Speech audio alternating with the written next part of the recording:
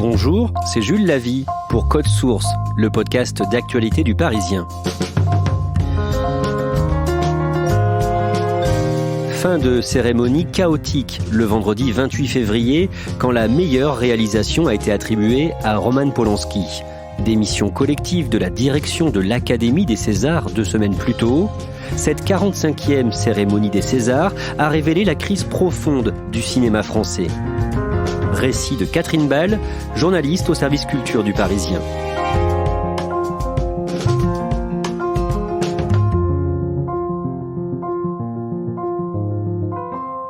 Le vendredi 28 février au soir, c'est la 45e cérémonie des Césars à la salle Pleyel à Paris.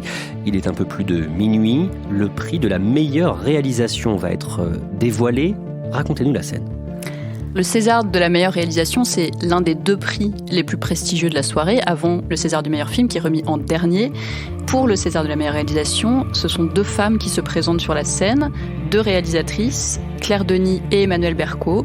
Et là, la tension monte. Il vient d'y avoir le César de la meilleure actrice qui a été remis, non pas à Adèle Haenel comme certains l'attendaient, mais à Anaïs de Moustier. Et là, c'est l'un des 2 Césars les plus importants. On va raconter ça tout à l'heure, mais d'abord on va reprendre cette histoire du début avec vous, Catherine Ball. Catherine, tout commence avec l'article que vous publiez le 8 novembre dernier dans Le Parisien sur une nouvelle accusatrice de Roman Polanski. Roman Polanski avait d'autres accusations contre lui. Je rappelle qu'il y avait eu des polémiques au moment où la Cinémathèque avait organisé un hommage à Roman Polanski. Polanski, il a une image sulfureuse. Il a été condamné aux États-Unis pour relations sexuelles illicites avec une mineure de 13 ans en 1977. Il a fui la justice. Voilà, les affaires Polanski n'ont pas commencé en novembre 2019 avec l'accusation de Valentine Monnier, mais effectivement, l'affaire a été relancée par cette nouvelle accusatrice qui s'appelle donc Valentine Monnier. Valentine Monnier est photographe. Selon elle, en 1975, quand elle avait 18 ans, elle a été violée et rouée de coups par Roman Polanski. C'était dans son chalet à Stade, en Suisse.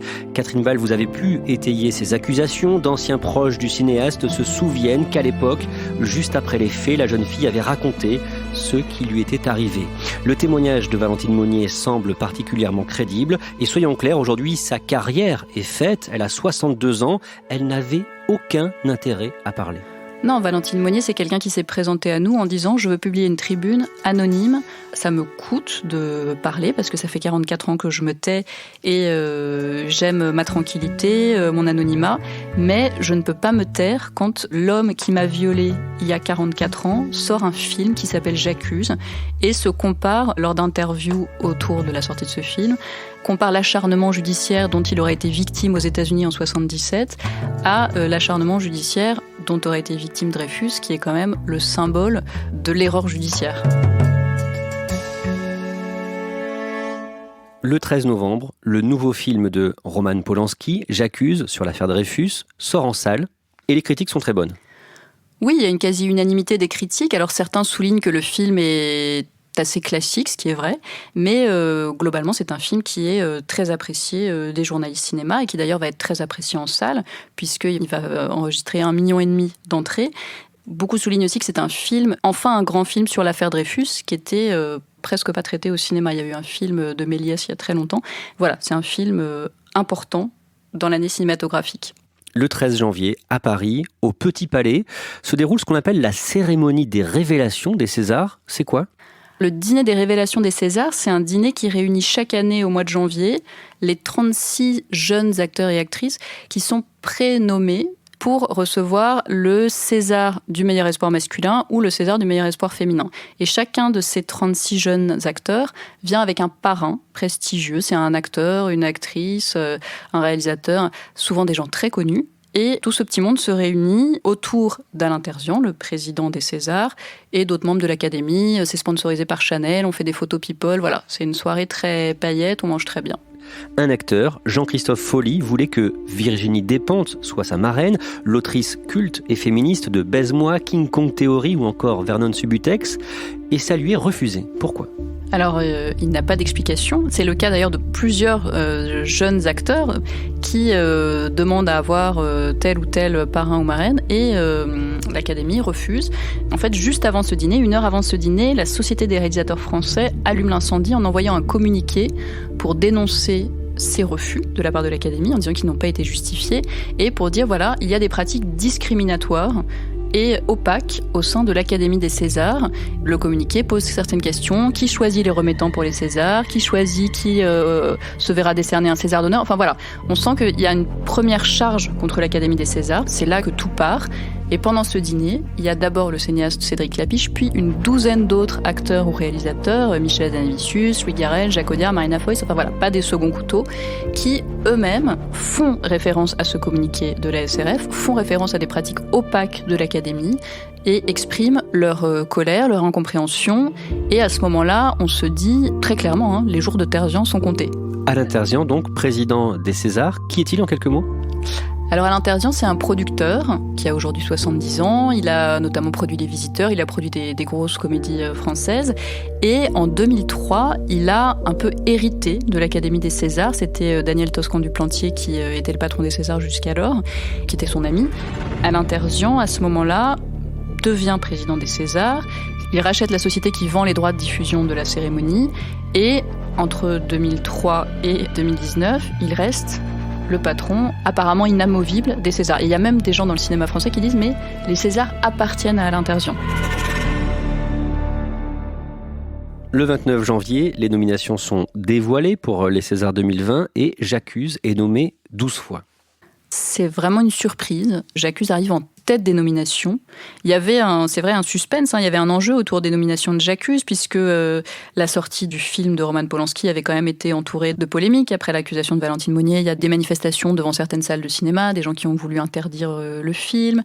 Voilà, ça a donné lieu à beaucoup de débats. Et le 29 janvier, effectivement, non seulement J'accuse a beaucoup de nominations, mais il arrive en tête des nominations, et Roman Polanski lui-même est nommé 2 fois, nommément, c'est-à-dire dans les catégories meilleure adaptation et meilleur réalisateur. D'un mot, quels sont les autres favoris de cette édition des Césars ? Alors il y a bien sûr Les Misérables, qui a marqué le Festival de Cannes, qui a été le candidat de la France aux Oscars. Il y a Portrait de la jeune fille en feu, qui est le film de Céline Sciamma sur une histoire d'amour entre 2 femmes, qui est interprétée par Noémie Merlan et Adèle Haenel. Hors norme de Nakache Toledano. Il y a La Belle Époque de Nicolas Bedos. Ce sont les principaux films.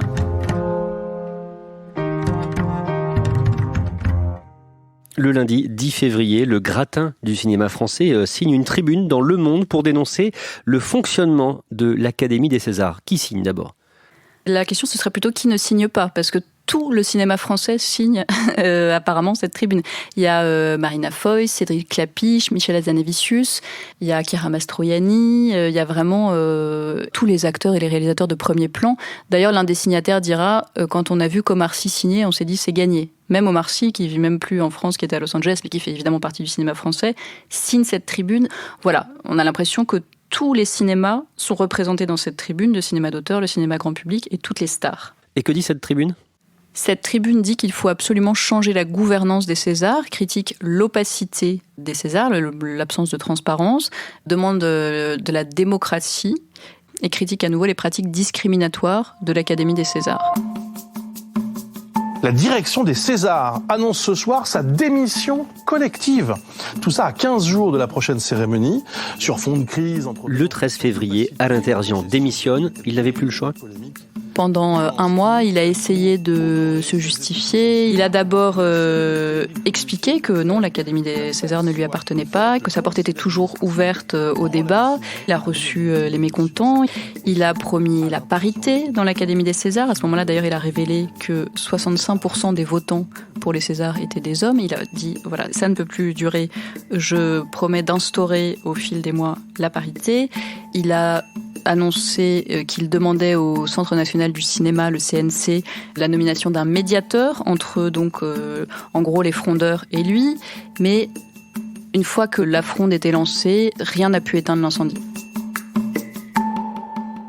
Que se passe-t-il ensuite ? Qui gère cette cérémonie des Césars ? Alors Alain Terzian a été présent pendant toutes les répétitions, je crois jusqu'à la fin. Il était d'ailleurs présent vendredi soir, salle Pleyel. Il faut savoir que quand le conseil d'administration et Alain Terzian ont démissionné le 13 février. Cette démission devait être active au lendemain de la cérémonie des Césars. Et puis, le Centre national du cinéma a un peu précipité les choses et a nommé, le mercredi qui a précédé la cérémonie des Césars, une présidente par intérim, la productrice Margaret Ménégoz. Mais non, la cérémonie des Césars, elle a été orchestrée par Alain Terzian, par Canal+, par Flab qui produisait la cérémonie, par Florence Foresti. Voilà, c'était la dernière cérémonie de l'ère Terzian, mais elle a quand même été gérée par Terzian. Florence Foresti qui a été choisie pour être maîtresse de cette cérémonie et elle a préparé l'événement pendant de longues semaines. Oui, c'est un vrai job d'être maître de cérémonie des Césars. Ceux qui ont précédé Florence Foresti, Gad Elmaleh, Jérôme Commandeur, Manu Payette, racontent que c'est 2 mois de boulot à temps plein. Et Florence Foresti s'est enfermée avec ses auteurs habituels d'ailleurs pour préparer les sketchs, ses interventions, les costumes, les chorégraphies et tout ça.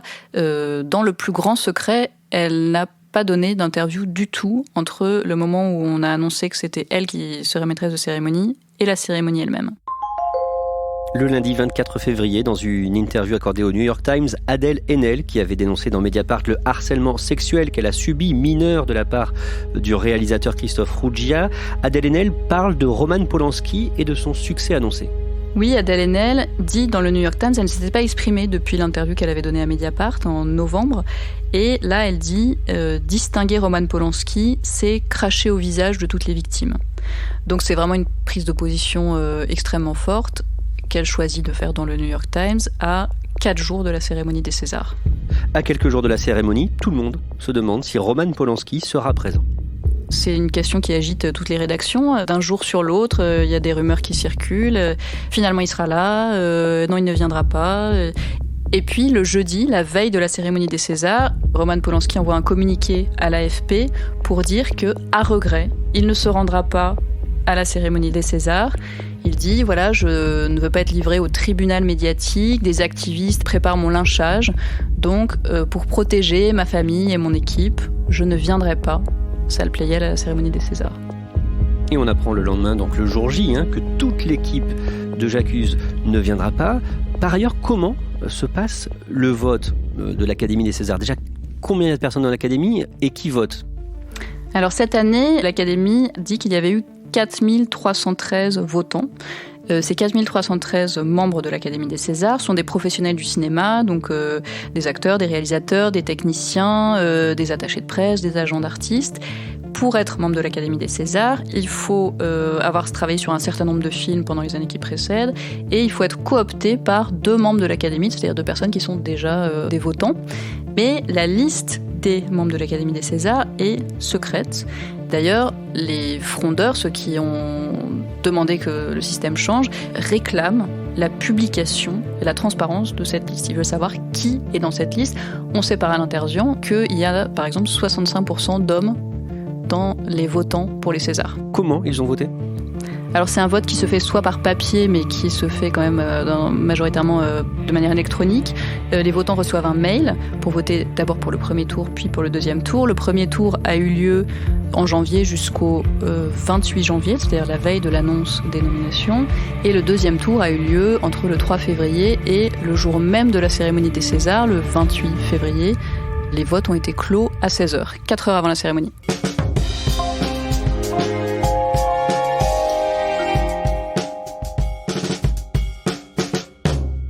Catherine Ball, le vendredi 28 février, dans ce contexte que l'on vient de raconter, la 45e cérémonie des Césars va débuter, salle Pleyel, à Paris.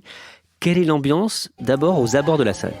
Quand on arrive salle Pleyel, il y a des manifestations des 2 côtés. Il y a des associations féministes qui ont demandé à la préfecture le droit de manifester devant la salle Pleyel, droit qui leur a été refusé. Elles ont eu le droit de manifester place des Ternes, c'est-à-dire à 300 mètres de la salle Pleyel. Mais en fait, il y a des manifestants aussi de l'autre côté, plus vers du côté des Champs-Élysées. Moi, j'arrive vers 19h, il y a des lacrymos, les gens qui rentrent dans la salle Pleyel éternuent, voilà, parce qu'il y a des banderoles anti-Polanski qui clament Violensky, César de la honte, Polanski violeur, cinéma coupable, public complice. Voilà, il y a des chants anti-Polanski. On arrive dans une ambiance qui est vraiment très tendue et qui contraste avec le tapis rouge, les stars qui défilent avec des tenues magnifiques. C'est une ambiance quand même très inhabituelle pour les Césars. Et quelle est l'ambiance dans la salle Pleyel avant le début de la cérémonie ?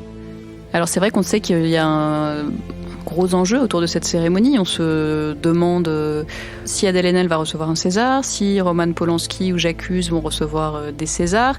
Les journalistes, on essaye d'interviewer les invités qui arrivent et d'ailleurs beaucoup bottent en touche, ne veulent pas s'exprimer, c'est un peu compliqué. Voilà. On sent que tout ça est très tendu parce qu'il y a effectivement 2 sujets de tension. Il y a le principal qui est quand même les nominations de Polanski, et l'autre qui est toutes les polémiques qui ont entouré l'Académie des Césars. On se demande s'il va y avoir des prises de parole, si Alain Terzian même peut-être va être là ou pas.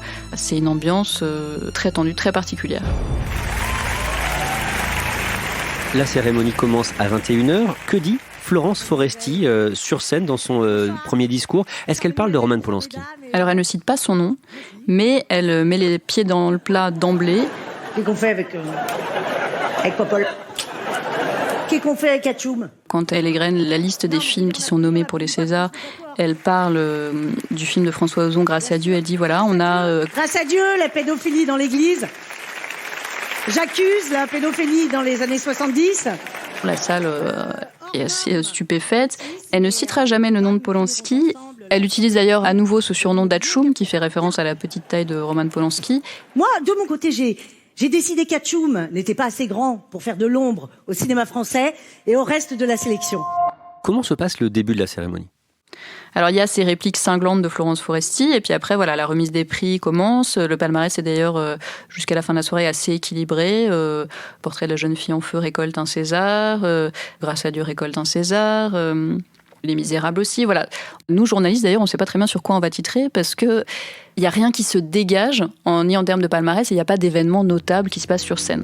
Et la cérémonie est marquée par l'intervention de l'actrice Aïssa Maïga. La comédienne née au Sénégal dénonce le manque d'acteurs noirs dans le cinéma français. Oui, la veille de la cérémonie, on avait publié dans Le Parisien une tribune de personnalités noires ou pas qui dénonçaient le manque d'acteurs des dom-toms ou issus de l'immigration africaine et asiatique dans le cinéma français, qui profitaient des Césars pour dire qu'ils souhaitaient que la situation change et que voilà, puisque tout était remis à plat, que les frondeurs, que la tribune publiée dans Le Monde dénonçait l'absence de parité dans le cinéma français, et ben eux en profitaient pour dénoncer l'absence de diversité dans le cinéma français. Et Aïssa Maïga, qui vient remettre un prix, le prix du meilleur espoir masculin, profite de cette tribune pour, avec humour et avec force, dénoncer cette absence de diversité. C'est plus fort que moi, je ne peux pas m'empêcher de compter le nombre de noirs dans la salle. J'ai fait les comptes et je crois qu'on est à peu près 12. Et 12, je crois que c'est un peu le nombre magique ce soir. Je ne vais pas revenir dessus, tout le monde a compris. Pendant la soirée, J'accuse reçoit 2 premières récompenses, meilleure adaptation, meilleur costume, et vers minuit et quart, donc, 2 réalisatrices sont sur scène pour décerner le prix de la meilleure réalisation, Emmanuelle Berco et Claire Denis. Voilà, c'est vraiment le moment très attendu. Il ne reste plus que 2 Césars, c'est les 2 Césars les plus importants, et 2 femmes se présentent sur scène. Claire Denis donne la liste des nommés, et c'est Emmanuelle Berco qui ouvre l'enveloppe. Et qui dit « Le César de la meilleure réalisation est attribué à... Roman Polanski pour J'accuse ». Là, c'est vraiment l'électrochoc. Moi, j'étais dans la salle de presse. Il y a eu des cris de surprise, de sidération. Là, on a vraiment senti que la soirée basculait. C'est-à-dire que ce prix de la meilleure réalisation, c'est l'un des 2 prix les plus prestigieux. Et là, c'est Roman Polanski en tant que réalisateur. Mais donc, c'est lui qui est sacré. Alors, il y a des applaudissements, il y a des huées, et on voit très vite Adèle Haenel qui se lève de son siège. Elle fait un grand geste, elle a l'air très choquée, et elle quitte la salle et elle est suivie par de nombreux membres de son équipe et même d'autres spectateurs qui se lèvent de leur rangée et qui quittent la salle Pleyel. Personne ne vient chercher la récompense. Que se passe-t-il dans les coulisses ? Alors dans la salle de presse, il y a un mouvement. La salle de presse se vide quasiment intégralement parce que tous les journalistes ont vu sur l'écran que Adèle Haenel quittait la salle et ils veulent recueillir sa réaction. La filmer, la photographier, ils veulent savoir... Enfin, on se doute de la raison pour laquelle elle a quitté la salle, mais ils veulent avoir les mots d'Adèle Haenel. Bravo la pédophilie, bravo! Et en fait, Adèle Haenel quitte très rapidement le bâtiment, avec d'ailleurs les membres de l'équipe du film Portrait de la jeune fille en feu. Donc voilà, assez vite, les journalistes regagnent la salle de presse, mais la fin de la cérémonie se passe de manière assez chaotique. On sent que voilà, de toute façon, là, il y a un séisme qui a eu lieu. Les Misérables de Lajli reçoit le César du meilleur film, mais il y a comme un flottement à ce moment-là. Oui, parce que tout le monde n'a plus en tête que ce qui vient de se passer, qui est quand même très fort, à la fois ce César pour Polanski, Adèle Haenel qui quitte la salle, d'autres personnes qui quittent la salle. Donc voilà, il faut bien terminer la cérémonie. Donc la présidente des Césars de cette année, Sandrine Kiberlin, remet le César du meilleur film à Lajli à son équipe, qui parle sur scène. Et puis, à la fin des Césars, chaque année, il y a une photo de famille qui est organisée. Donc tous les lauréats remontent sur scène. Hop, le générique de fin. Non, sauf que là, ce qui se passe, c'est que la maîtresse de cérémonie, Florence Foresti, refuse de remonter sur scène. Elle confiera, par l'intermédiaire de son attaché de presse à un de nos journalistes, qu'elle est écœurée par le fait que Roman Polanski ait reçu le César du meilleur réalisateur. Et très peu de temps après, elle publie sur son compte Instagram, juste voilà, ce mot, écœuré sur fond noir, avec un point. Elle ne s'exprimera pas pendant le week-end. Ça résume son sentiment. Et donc pour la photo de fin de cérémonie des 45e Césars, il manque beaucoup de monde sur scène. Oui, il manque Florence Foresti, la maîtresse de cérémonie. Il manque évidemment Roman Polanski et toute l'équipe de J'accuse. C'est une photo qui témoignera de l'ambiance très particulière qui a régné sur cette fin de cérémonie des Césars. Parmi les réactions, juste après, il y a celle de Nicolas Bedos, dont le film La Belle Époque est reparti avec 3 prix. En résumé, il dit « Ce n'est pas à moi de parler, aujourd'hui c'est aux femmes ». Il réutilise une expression qu'il avait utilisée dans une interview quelques jours plus tôt, de mâle blanc. Il dit voilà, je ne veux pas me débiner, mais la parole est aux femmes. Elles vous en parleront mieux avec leurs mots, avec leurs sentiments, avec leur colère, mieux que moi. On le sent assez gêné quand même, comme beaucoup d'acteurs ou de réalisateurs qui on a demandé de réagir au César de Roman Polanski. Il arrive en salle de presse aux côtés de Fanny Ardant, qui elle est beaucoup moins partagée. Écoutez, moi, quand j'aime quelqu'un, je l'aime passionnément. Et j'aime beaucoup, beaucoup Roman Polanski. Donc je suis très heureuse pour lui. Je comprends que tout le monde n'est pas d'accord, mais vive la liberté. Moi, je suivrai quelqu'un jusqu'à la guillotine. Je n'aime pas la condamnation. Jean Dujardin, l'acteur principal de J'accuse, lui aussi va s'exprimer sur les réseaux sociaux. Oui, Jean Dujardin, on ne l'avait pas entendu depuis les révélations de Valentine Monnier. La promotion du film J'accuse avait été interrompue. Donc il n'est évidemment pas venu au César. Et sur les réseaux sociaux, pendant le week-end, il dit « Je pense et j'espère, avec ce film, avoir fait plus de bien que de mal ». Sous-entendu, ce film sur le capitaine Dreyfus et l'antisémitisme était important à faire en France aujourd'hui. Toujours pendant le week-end, l'épouse de Roman Polanski, la comédienne Emmanuelle Seigner, a défendu son mari, là encore sur les réseaux sociaux. Oui, Emmanuelle Seigner, sur Instagram, publie un message en disant arrêtez de me faire chier, c'est le terme qu'elle emploie, et elle parle de mensonges, de folle hystérique en mal de célébrité. Elle dit voilà, tout cela n'est basé que sur les mensonges de folle hystérique en mal de célébrité. Et puis elle ferme son compte Instagram. Ce qu'on appelle la grande famille du cinéma français est profondément divisée aujourd'hui ? Oui, on l'a senti dans le hall de la salle Pleyel où il y a, juste après la cérémonie, des acteurs, des réalisateurs. Alors, moi, j'ai vu surtout des femmes, mais qui étaient au bord des larmes de ce César de Roman Polanski, qui disaient mais ça veut dire qu'on demande aux femmes de fermer leur gueule. Quel est ce message ? Forcément, puisqu'il y a eu beaucoup de gens qui ont voté quand même pour Roman Polanski, il y a beaucoup de réalisateurs, d'acteurs, de producteurs qui soutenaient cet argument qui est il faut distinguer l'homme de l'artiste, et on a voté pour Roman Polanski, on a voté pour un réalisateur. Cette division de la grande famille du cinéma, vous pensez qu'elle va durer longtemps, dans les mois qui viennent ? On a parlé de ces deux crises là au cours de ce podcast. On a parlé de la crise de l'Académie des Césars, on a parlé des polémiques autour de Roman Polanski, de ses nominations, de son César. Ce sont deux crises, deux débats qui sont parallèles mais qui sont quand même liés, puisque dans les deux cas, ce qui est en jeu, c'est quand même un ancien monde et un nouveau monde. Dans le cas de l'Académie, c'est les frondeurs veulent introduire de la parité, de la transparence, de la diversité, et le débat autour des nominations de Polanski, c'est est-ce que il se passe pas quand même quelque chose dans le cinéma français et dans le cinéma mondial depuis l'affaire Weinstein, qui est que on veut lutter contre les violences sexuelles, mais au-delà de ça, le sexisme. Enfin, ce sont deux combats qui sont quand même parallèles, et là, le cinéma français va devoir réformer l'Académie des Césars, et au cours du travail de modernisation de l'Académie des Césars vont être abordés plein de débats, et notamment celui autour de Roman Polanski et de qu'est-ce qu'on fait des réalisateurs, des producteurs qui sont accusés de violences sexuelles ou de sexisme.